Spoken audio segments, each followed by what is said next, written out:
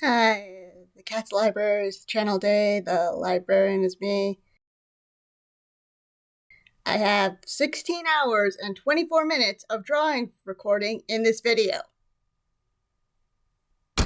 And I tried something new with the audio. So this video is classical character archetypes as cats. The hero, the princess, the trickster, and the villain in that order. Engage!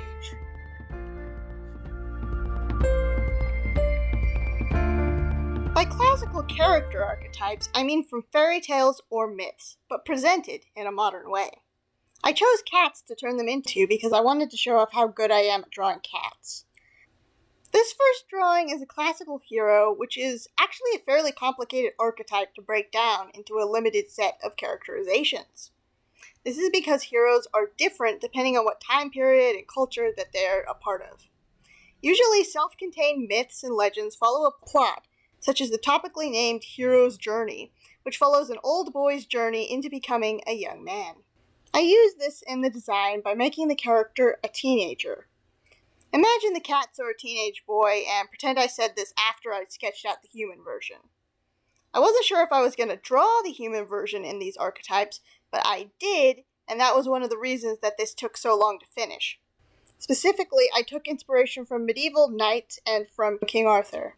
I'm going to say that most of the classical characters were conceived first and drawn later, which leaves room to interpretation. But I'm drawing first and using that to determine the story half the time with this, so... Modern character design has certain frameworks for heroes and all of these archetypes in terms of color, shapes, contrast, pose, and expressions. Good guy characters, especially younger ones, tend to have rounder shape language. At least that's what all the videos I've watched about it have been telling me. I also took inspiration from anime characters who pretty much all have various levels of spiky hair regardless of anything else going on in the design, generally speaking. Because he's a cat for most of these mini drawings, the spiky hair is everywhere, but if you look carefully, it's all on top of round muscles. When it comes to poses and expressions in the design, hero characters usually have some white on them, or they're solid blue, or red. This is true even if the hero is a girl. Pink is usually for the female love interest, with some exceptions. Plain white can often be boring to look at, so I added a bit of light blue gradient to his back and had brightly colored shading that was similar tone to the white that I used for the base colors to not draw too much attention. I experimented a bit with the eyes before going with the yellow that matched the highlight color and a green for the pupils. The green was originally because Sonic the Hedgehog has green eyes, and a lot of this design was loosely based off of him. But looking back, all the characters in this video have some green on them, so let's say it's to have uniform designs. For his story, I'm going to say that he was a respected member of a secret fantasy kingdom, but the trickster character turned a bunch of people into cats and sent them to a 2023 New York City. Because it's always New York, unless it's the suburbs or Hawaii for these types of stories. He had a bit of a crisis about being a cat in a strange world, because his entire identity was built on his ability to be intimidating and save the day. But he eventually learns that anyone can be brave, and that everyone needs help from friends or something.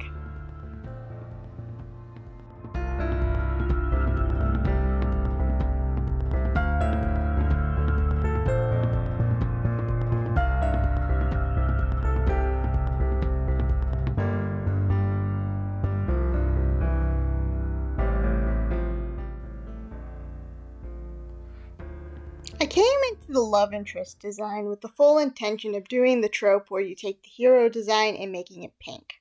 However, the hero design took the longest to do. Most of that was because I don't usually draw armor, and I didn't want to go through that again, especially since I knew that the villain was also going to have armor, and 3 designs where they're wearing a similar genre of strange clothing was going to get excessive real fast. The other option for a female love interest was to go the princess route. For the most part, this is the most classic iteration of this type of character. She has similar shape language to Hero Boy, but all her spiky fur is dialed back and comes to a more rounded point, unlike her counterpart who has a more even balance of triangle to circle. I sort of felt like drawing more elegant poses for her, and she ended up looking more relaxed as a cat, unlike her human pose, which turned out sort of stiff because I'm not used to drawing a curtsy pose, especially in a poofy dress. So that's part of her lore now. When she got turned into a cat, that was a freeing experience for her because she was stronger and faster than she'd ever been before, and she neither had to tell other people what to do, nor did she have to follow orders. I'm going to say that as a human, she was super shy, and I'm going to justify her parents allowing that because she is the youngest daughter of a big family, and not the crown princess by a large margin. She is the one who usually gets kidnapped, which is how she and Hero met, but they've had a lot of dates outside of a survival situation and have found that they get along just talking. I think that Hero and Princess are originally separated after the whole cat situation and need to find each other before they go after Trickster to change them back, or to go for the final confrontation with Villain. Since I made her opposite to Hero in a lot of ways, I made her a tabby instead of a pure white cat, even though I had trouble making the stripes look right. It also took me a while to decide on a skin color because I wanted it to be distinct from the yellow of the dress and the pink of the hair. So it turned out this nice brown that I put on the cat version for the tabby stripes to keep the palette simple. I chose blue for the accent color for an element of Hero to be on her design, so that they would hypothetically look good together. It also keeps her from being completely warm colors. I don't really work with yellow too much, but on her it looks pretty good. I used green for the shading. Out of all the characters, her human design is the worst out of the batch. I like the face, but I could have used one more sketch layer to get the pose and torso anatomy to look right.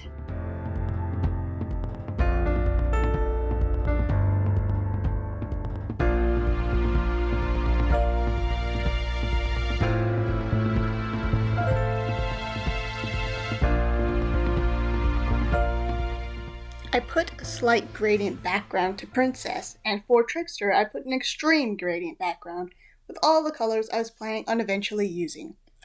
Originally she was going to be mostly green with a bit of orange gold as a kind of reference to Loki, and we'll see how that turned out later. I made this character incredibly triangular, even more than Villain, but that's getting ahead of ourselves. Even the poses and the expressions follow a triangular composition. I decided to have her human version laying down because I thought that was cool and is different from everyone else.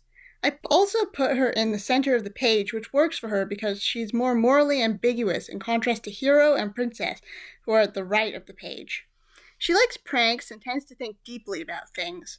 She likes to think about what makes someone human and where personal value comes from. I'm thinking that she's either a late teens version of the fairy godmother from Cinderella, or at least related to her or the enchantress who cursed the Beast from Beauty and the Beast fame. She also regularly turns herself into a cat for fun, and either comes from the 21st century, or travels there often enough to own her own apartment and have a different fashion sense from everyone else. She noticed that Hero, Princess, and Villain were missing something from their lives, and so she turned them all into cats. She may have also done it because cats are cute, and she thought it would be funny. Hero and Princess come around to it, even though they would ask Trickster to take others' feelings and free will into account, but Villain isn't going to get it. More on him later. I probably should have looked for a specific reference for the clothes, since I'm not the best at drawing them, but they are pretty good. She has a lot of skin showing, but is still fairly modest and practically dressed, just like I wanted. It's just that the cut of the clothes and the patterns don't seem quite right to me, and could have benefited from inspiration from someone who actually understands what they're doing with fashion. I did use reference for the 2 full-body cat poses. The sketch turned out better because the limbs and torsos are posed in a way that looks like triangles, which keeps the whole drawing consistent.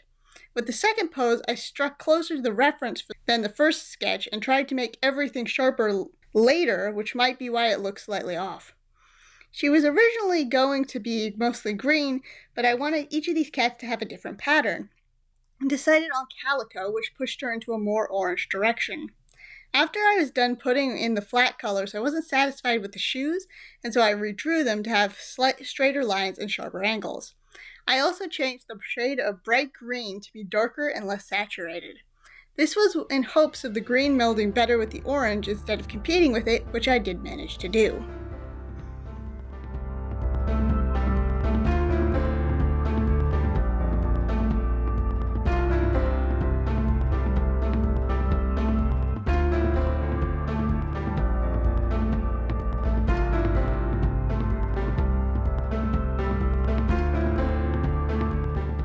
Now, villains usually have a lot of triangular shape language, but for my villain, I added a square or trapezoid to make him bigger looking. This was to contrast Hero, who is more lean and agile. There are two main ways to write a villain, which are to be very similar to the hero but evil, or to be the opposite and also evil. I went more the opposite route, so this villain is tall, bulky, and middle-aged. When the hero is a teenager, then this is the more common approach, because I don't think that there are many teenage villains who the audience takes seriously. I also imagine that this character is a king of a rival and neighboring kingdom, whereas Hero is a peasant who worked his way up to his position in the court. Villain has a spear instead of a sword because it's more of a long-range weapon. I'm also thinking that he has some magical ability from the spear, but is not as powerful as Trickster. He's skilled enough in magic that he can figure out how to turn himself back to a human within a day. Villain has more confidence than Hero and acts the exact same as he did before turning into a cat. He's just mad at Trickster for messing him up at all. While he has inherent political power, he still has to work on his magical powers, and if this was a full story, he would try to gain more magical power to take vengeance on Trickster, and Hero and Princess would have to fight against the villain to protect her, even though they're also mad at her. Back to the design, I wanted this guy to be red and black, to be further different from Hero. However, the way that I rendered the armor made it look much gorier than I actually intended when red. I messed with the colors on the slider things in Photoshop and his hair turned green. Since I liked green and he looked a bit like the Joker, I kept it instead of turning the hair back to purple. I have one cat pose which is sort of unintentionally turned out to look like a medieval coat of arms, and I split the cat headshot from the other drawings in half to show his human face because I went in with the masked approach. I originally gave him literally white skin to better contrast with the black of his outfit, but darkened him up slightly because I didn't want to make any specific commentary on albinism. I gave him moody lighting with heavy shadows. That was something I put into the original pencil sketch of the face, but I'm not sure if it came across as that, and not normal daylight lighting. The different shades and textures of black I do think turned out pretty good though.